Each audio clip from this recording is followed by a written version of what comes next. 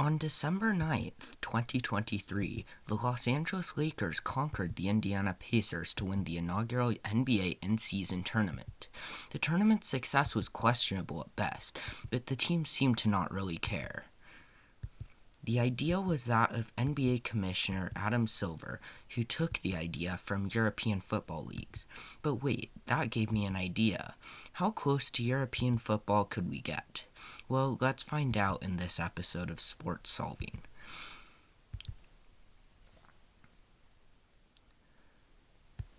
First, let's introduce European football. In Europe, each country has its own domestic league where teams are moved between divisions by a system of promotion and relegation. If you are one of the best teams in the league, you move up, and if you are one of the worst, you move down. Simple.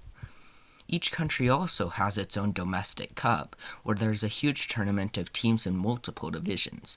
The best teams in each country move to one of three big tournaments, called the Champions League, Europa League, and Conference League. Generally, these tournaments are the most prestigious and most important to win for the best teams in Europe. If you win the continental competitions, you get to go to the Club World Cup, where you have a chance to prove that you're the best team in the world and declare yourself world champions. That's what Manchester City just did last week. On to the NBA.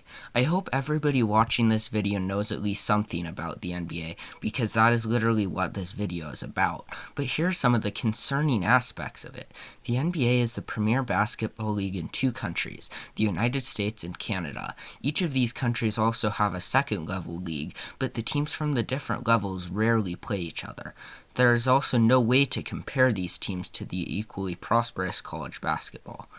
Finally, the NBA champion generally calls itself the world champion, like baseball, when there would be no reasonable way to prove that without a larger world competition.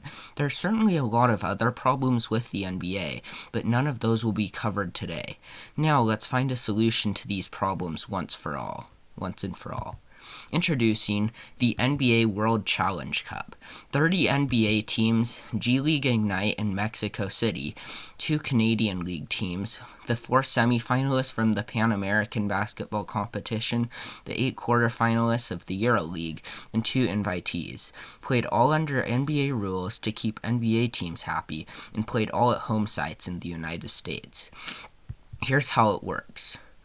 Teams are split into 2 divisions, the Upper League and the Lower League. The Upper League is reserved for the top 2 NBA teams in each division from the last season, the EuroLeague semifinalists, the American competition finalists, and the 2 invited teams, adding up to 20 teams.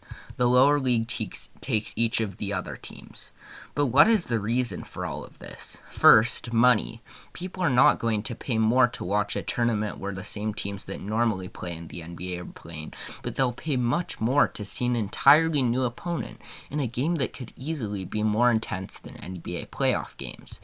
Additionally, the teams from outside of the NBA in Europe and South America will have an opportunity to get a big paycheck and more exposure from participating. The 2 divisions involved encourage an NBA team to have greater performance in league play per season because they'll be able to play in the higher division and have more prize money. It will promote the smaller G League teams, promoting young player development in the United States and Mexico. A big one is that it'll power the scouting of European players on European teams. Players like Luka Doncic came straight from European leagues and have been thriving in the NBA ever since.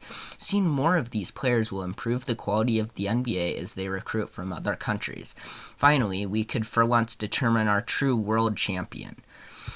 In conclusion, an NBA World Challenge Cup would be a huge development in the competition within basketball and provide numerous benefits for the sport as a whole.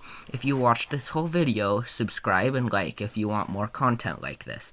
I have big plans for the revival of this channel, so thanks for watching and have a good day.